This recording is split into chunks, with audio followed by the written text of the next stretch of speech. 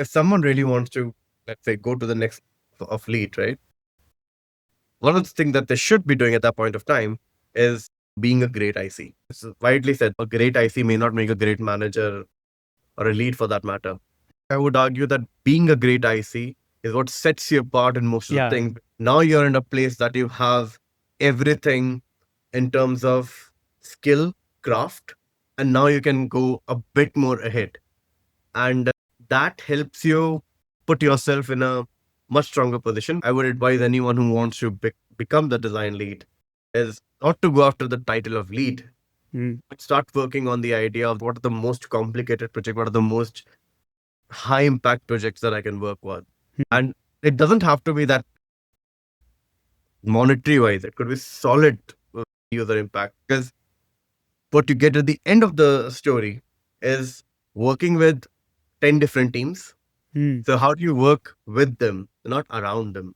And that itself is there, that collaboration effort, that is what will give you that experience and exposure. Okay. I can't tell you how many times I've interviewed people who win some great companies and then they are, oh, I did this X, Y% and this blew up this like profit and I did everything. We got this much engagement, got this much attention. And I had to nod my head. Come on, man. Did you actually do this? I'm not saying you didn't significantly contribute, but a BS is a BS. There's a difference between, hey, I initiated something and I led it till the final outcome versus I was part of this when they started. They gave me design ideas. I did my design. They really loved it. And then that gave a lot of high impact. By the way, you're still a great designer who's providing a lot of value. You're not leading. That there's a difference in that. When you own something, that means you are the responsible party for that outcome. That's leading. You know what I see in portfolios? Oh, I went there and I had an amazing idea and I thought I'm going to do this. Yeah, no. I would love to know, did you do any of the important stuff? For example, were you able to own design through and through? Were you able to push back? Did you make that small effort in design excellence? Correct. That's in a small startup company, they might not have time to do any, if I say the R word, which is research. Research word. Yeah. Fair enough. But the question is that doing a secondary research takes less than a day. Yeah. Doing a True that. competent analysis takes like what, 2 days. Figuring out a narrative doesn't take that much time. Got it. So what did you do there? Right? This is a more important question. Now, let's say that you're in a big 5 company, like 50,000 employees and whatnot. At that point of time, you probably have a research team. They probably did some research. They would love to know how did you collaborate with them. There's a high chance as a lead, you will have to collaborate with them in the future. Were you able to fight for time for your team to actually do some creative thinking before they can actually start putting pixels in Figma? That will be a great thing to know. I don't think the people understand that much, but most people are betting on potential, not on experience. So far, what I hear is ownership, taking initiative, and sincerity. These are the three things, three prime things that shows a design manager or a hiring manager potential in a candidate, builds confidence, right? Are these the only three, or are there any more behaviors or deliverables, right, that signal the hiring manager that someone is truly ready for the lead role? One of the last question that comes is, do you know your superpower? What do you really? I don't want you to work on your weaknesses that way. Sure, get them to a level that is acceptable. But what kind of answer are you seeking? Like, I have given an answer, I'm really good at research. The default answer of designer is I'm good at solving complex problems. I know you are saying it just because you want me to hear that. When I say superpower, like you said, what are you really good at? And I think that's a question that comes from a more humble and sincere place, that simply saying that I'm good in complex problem solving. Let's talk about a bit more practically. Even if I have to go a bit more tangible, maybe what you're really good at is creating prototypes. You create amazing prototypes, right? People take 8 hours, 1 day, 2 day, like a week. You can do it in 2 hours. Great. So that becomes your thing. And by the way, these are tangible things and there are intangible things that maybe this person is really good in bringing people together. That that's very hard to put a value on it. Someone can say I'm very comfortable with ambiguity so that they can clear paths for other people, other friends, and Right. how they actually do their work. Someone can be really good at storytelling. They say that I really want to see their portfolio because I hope their storytelling is good in their Good. portfolio. Well, someone can say I'm really good in system thinking. I would love to know how their mind works. Like you said, someone can be great at research. Then I would really like to know what kind of methodology that you went to. What is the deep dive that you have done? Because if you say you're good at something, I want to know about that. And as a person, for you specifically, you want to be really good at it. In more mature teams, how much does visibility add up in getting that promotion? So let's take an example for, and this is a very low stake environment, right? A low stake environment is that maybe you're just talking to your manager. That's a pretty low stake environment, right? Because fully you have a decent relationship and you can talk about random things, random ideas that you have. It is a default visibility everyone gets. Let's increase stake and let's talk about your cross-functioning stakeholder. Now you have a PM, an eng manager, you have a meeting where they discuss what we're going to do this week or something. That's a great place to actually start. You know what?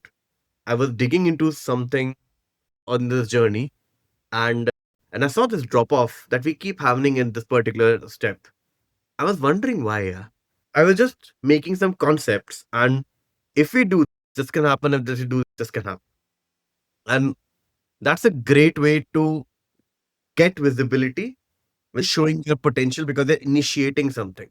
I Okay. think the biggest thing to gain visibility is actually to pitch things.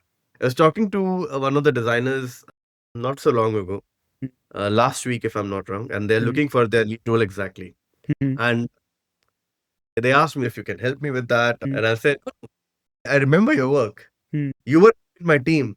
You were using Figma to pitch me things that my team is not doing." And I'm like, why is this guy randomly coming to me, showing things that I don't have anything to do with? And I very clearly remember that enthusiasm, that type of initiation, that type of agency is exactly what I need.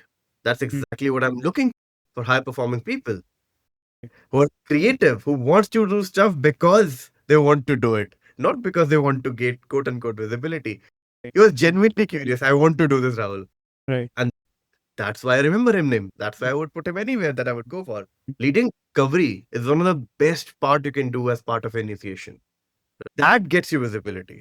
Now we are at a stage that Manav, you are not Manav. I want to meet the CEO versus Manav, designer in my team. He bought out this amazing thing, and we wanted to pitch with this, right? Even if you're not in room, you're still being getting a lot of visibility. That Right. matters more. I So mean, then it's not visibility, then it's perception. How other people in your org think you are contributing. yeah, and that's why I Okay. said that you can have visibility and have a very poor perception, Okay. and that's a whole different, much bigger topic. How do you bring yourself to the table? How do you do the right things? Mhm. And sometimes it can feel very emotionally draining. It can almost feel like, oh, this is politics. I don't do politics. I'm really good at what I do. So I'm not going to work on that. Okay. You can see that as an IC, by the way. I dare you to say that when you are actually a lead a huge Lead team design. with Okay. like, Got it. Interesting. yeah. I think we have evaluated readiness. Let's say a candidate or a person who wants to get to the next level. What kind of impact do you expect from them? I would say I would love beauty and impact. Beauty is a thing, aesthetic is a thing which actually stands out. How many times do you see designers of huge orgs doing something that is truly beautiful? That should stand out if something is actually there. Right. That tells a lot. That tells a lot of things, that they were able to do that Mhm. with a lot of factors involved in, right? In a startup, I expect it by default, because if in a startup you can't do this, there's no chance that you can do that with 1,000 people above your head. So Mhm. impact is great. Mhm. It's the beauty and the design story that basically always get going. That's non-negotiable for me. So I'm just not just looking for someone who can execute, Mhm. but do you look at design as something that you need to push the envelope on in Mhm. terms of design excellence, and what is design excellence? So I think shifting their mindset from reactive, that someone told me to do this, Mhm. to being proactive and very discovery driven, even showing potential of that, is a green flag for me. Someone is coming from outside. What about inside, internally? It really helps if that person has shown the potential as well, Mhm. but also expectation gets a bit higher. Right. Are they creative enough? Can they defend creativity or shield the team when they are actually thinking? And I think that's an important aspect of creativity. So how do you do that? How do you bring that culture in? Because as a design lead, you are the representative of the culture. Whatever you say and how you behave is more or less how team will react to things. Mhm. So whether we like it or not, unfortunate that power dynamic, that's always how it works. Mhm. So again, creating that psychological safety and putting all of those things together is, I think, what would be more predominant in internal hiring, because Mhm. at least I would look at behavioral aspect of things, because I know they already do a good job. That's why they're here. Right. Uh, So yeah. Cool. Second last topic, right? Apparently very popular word today, storytelling. Yeah. Uh, what does it mean to you? Uh, Let me, so that it doesn't feel like it's BS. To me, storytelling is about what is that journey of the user. If I'm working on something, the first thing I do is that, okay, let's talk about the user, right? And I'm not building persona, I'm not building anything. I just want to know who they Hmm. are, right? And at a very emotional level, I want to talk to, at least, if not talk to, at least know their anxiety, because Hmm. everything too has some sort of anxiety. And that's such a intimate way to know someone.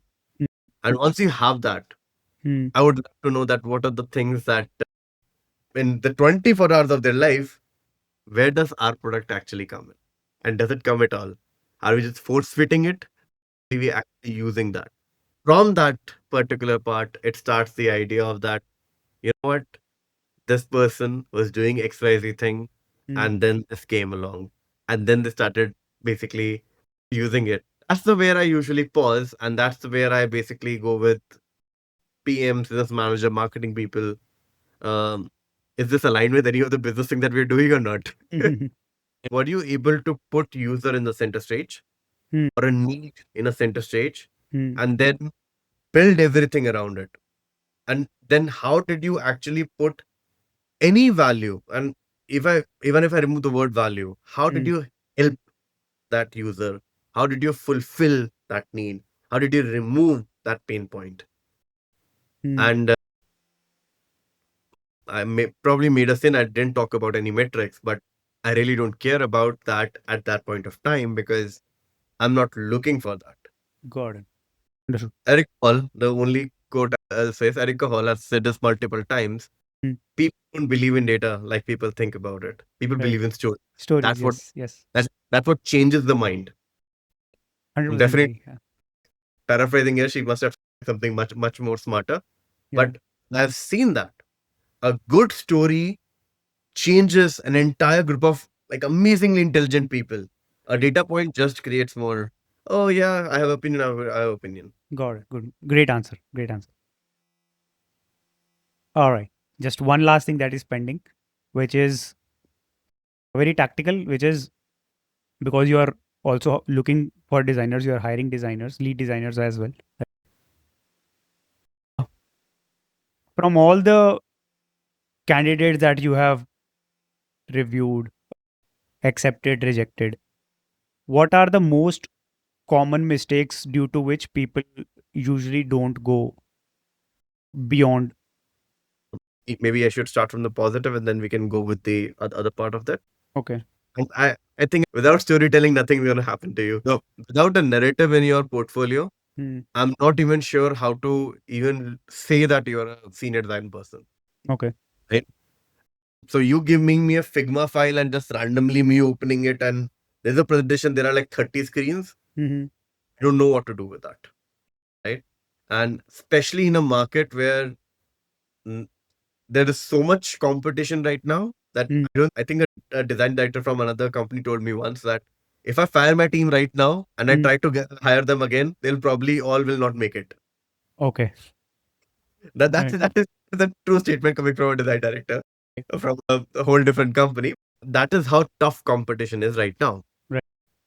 So I can tell you that most of the portfolio don't have anything. They're exactly the same. I'm really looking for a sincere story on what kind of conversation you had with stakeholders. How did you move that number? A bit controversial, but fighting the gravitational pull of mediocrity. Hmm. There's a lot of mediocre work that Hmm. just happens and people are usually satisfied with it. Right? It's just, oh, I launched it. Great. Um, that's not enough. So it's narrative, personal contribution, people management, appetite for innovation, and fighting mediocrity. Yep. All Yeah. these things are positive. So if you see this, Yeah. that person Yeah. is definitely moving forward. Oh, Yeah. at least from my round. And negatives, right? Why? What are the reasons where you have marked a candidate unfit or a unsatisfactory or a no go?